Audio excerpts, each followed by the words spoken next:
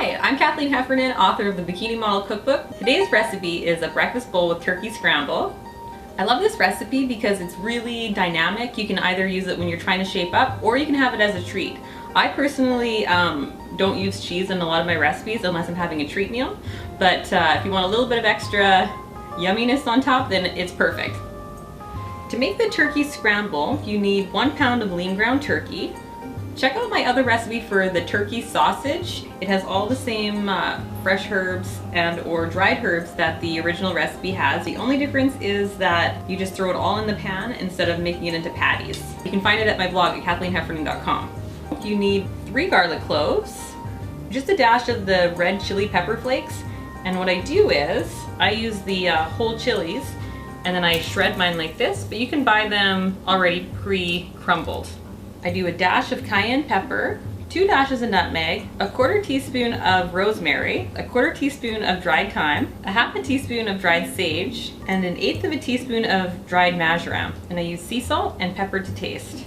So when I'm making a recipe and I'm using the dried herbs, if I use a 1/2 teaspoon of a dried herb, then I would use 1 teaspoon of fresh herbs. So when you use the fresh herbs, for example, in a recipe and you find a 1/2 teaspoon of dried herbs, to replace the dried herbs with the fresh herbs, you double the quantity. So if it's a 1/2 teaspoon, then you put 1 whole teaspoon of the fresh herbs. So you take basically all the turkey and the herbs and you put them into a pan over medium heat and you stir fry for 5 to 7 minutes till your turkey is cooked through.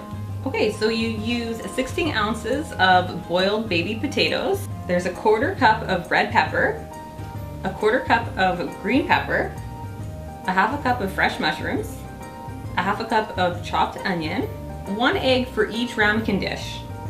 And then there's the optional dairy option with Swiss cheese, which out of all the cheeses is one of my favorite because it's really low in fat. So before I throw these into the pan, I'm going to chop these potatoes up coarsely. So they're pre-boiled. All right, they're ready to go into the pan. We're going to put all of the potatoes and all of this good stuff here right into the pan. I think we're just going to throw it all in.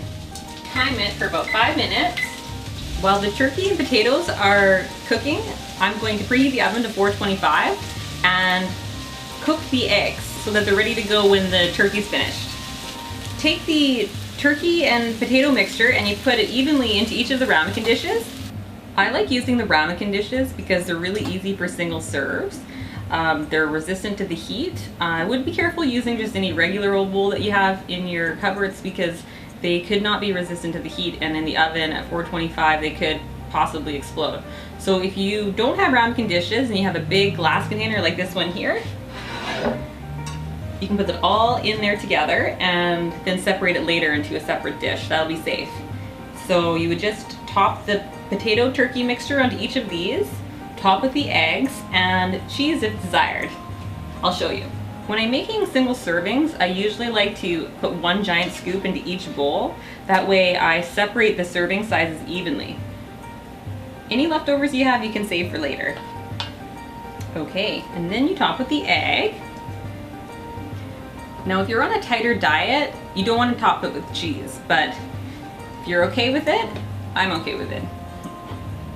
So each one gets topped with about 1 ounce of cheese. And then you throw it in the oven at 425 for 3 to 5 minutes. Come follow my Facebook page. I've got more recipes on there coming out all the time, or you can check out my free blog at kathleenheffernan.com.